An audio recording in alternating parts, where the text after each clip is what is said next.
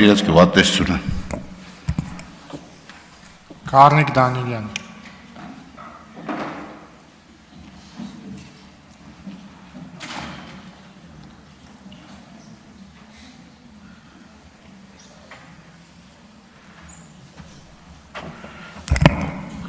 Օգտվելով առիթից եւս մեկ անգամ ուզում եմ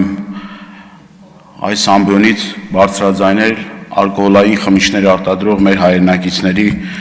խնդիրների մասին, որեր առաջ ես այս ամբիոնից ասել եմ, որ խնդիրը շատ լուրջ է եւ եթե այսպես շարունակվի, մեր տնտեսվարողները բավականին խոշոր վնասներ կկրեն եւ իմ մտավախություններն ու մտահոգությունները ցավոք սրտի արդարացան եւ այսօր արտադրողները բողոքի ակցիա են իրականացնում Վրաստանի դեսպանատան մոտ եւս մեկ անգամ հիշեցնեմ ինչի մասին է խոսքը խմիչք արտադրող մեր հայրենակիցները որոնք որ հիմնականում իրենց արտադրանքը իրացնում են ԵԱՏՄ երկրներում տարանցիկ բեռ հանդիսանալով կանգնեցվում է Վրաստանում շաբաթներ շարունակ բեռները մնում են այնտեղ իբր թե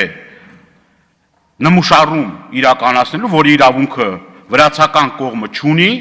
դա տարանցիկ բեռ է, պլոմբները պոկում եւ հայկական բեռները հայտնվում են, նորից եմ կրկում, շաբաթներ շարունակ հայտնվում են մի իրավիճակում, որը որ բերում է իրանց կռախի տնտեսության հարյուրավոր, եթե ոչ հազարավոր աշխատողներ մնում են գործազուրկ, այն պայմանագրերը, որ կապել են, ուրեմն Ռուսաստանի Դաշնության եւ ԵԱՏՄ երկրների, նաեւ բացյան երկրների հետ, այդ պայմանագրերի արդյունքում բավականին խոշոր տուժտուգանքներ են վճարում եւ փաստացի այս ոլորտը անմխիթար իրավիճակում է հայտնվում։ Ես եւս մեկ անգամ ուզում եմ ձեզնից լսել այս ուղղությամբ ինչ աշխատանքներ են տարվել եւ ի վերջո այս հարցը ինչ լուծման փուլում է եւ ինչ կարող ենք առաջարկել մեր տնտեսվարողին այս ծայրահեղ ծանր վիճակից դուրս գալու համար։ Բաբկեն Թունյան, հանում եք։ Մտքերի փոխանակությունը ավարտվեց, պարոն Ղարամանյան, եզրափակիչ ելույթ չեք ունենա, պարոն Պապոյան համեցեք։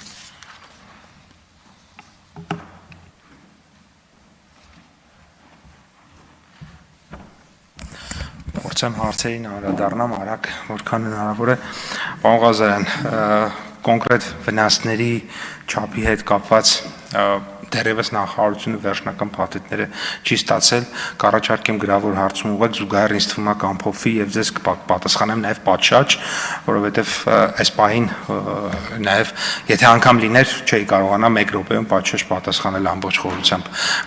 ամբողջ վնասների ծավալի մասին, բայց ուզում եմ նաեւ գործողությունների մասին ասեմ ինչ են կարել։ Հենց այսօր կառավարությունը օրինակ մեկ նախագիծ ենք մենք կոմիտեում դրական եզրակացություն ստացի եւ 5 շաբթի օրը ամենայն հավանականությամբ կընդունենք, որտեղ մենք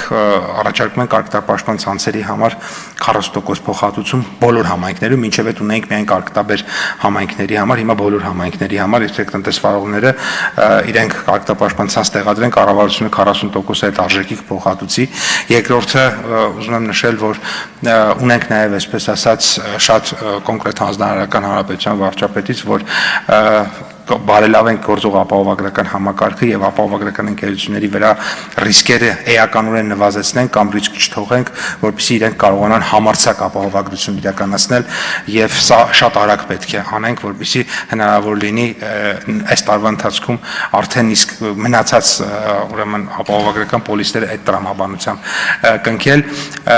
Վերջին հարցի հետ կապված, որ պարոն Դանիելյանը բարձրացրեց, պարոն Դանիելյան, տեսեք իրականության մեջ տնտեսվարողները ինչի են, եկեք տեղից գանք, ինչի են իրենք Վրաստանի դեսպանատան դիմաց ցույց անում, որովհետև իրենք էլ են հասկանում, որ խնդիրը Հայաստանի կառավարության մեջ չէ եւ խնդիրը Հայաստանում չէ։ Մենք հիմա ակտիվ աշխատանքի մեջ ենք, տարբեր սցենարներ, տարբեր իրավիճակներ են քննարկում Վրաստանի գործընկերների հետ եւ իհարկե նաեւ գործարար համայնքը նույնպես իր մեթոդներով, իր եղանակներով, իր կապերով այդ նույն քննարկումների մեջ է։ Առաջիկայում հնարավոր է չեմ բացառում նաև եւս մեկ անգամ արդեն ես այցել եմ Վրաստան, տեղում եւս մեկ անգամ քննարկենք, որովհետեւ ի տարբերություն մյուս ապրանքների, որոնք մենք հաջողությամբ այդ հարցը լուծել ենք։ Ես արդեն նշեցի դրա մասին, տեքստիլի մասին, ալյումինի մասին, ծաղիկի մասին, այո,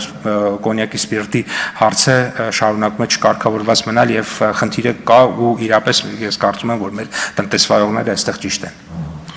Շնորհակալություն, հարցի քննարկումն ավարտվեց։ Հարգելի գործընկերներ, քննարկում ենք 2024 թվականի ընթացքում Հայաստանի Հանրապետության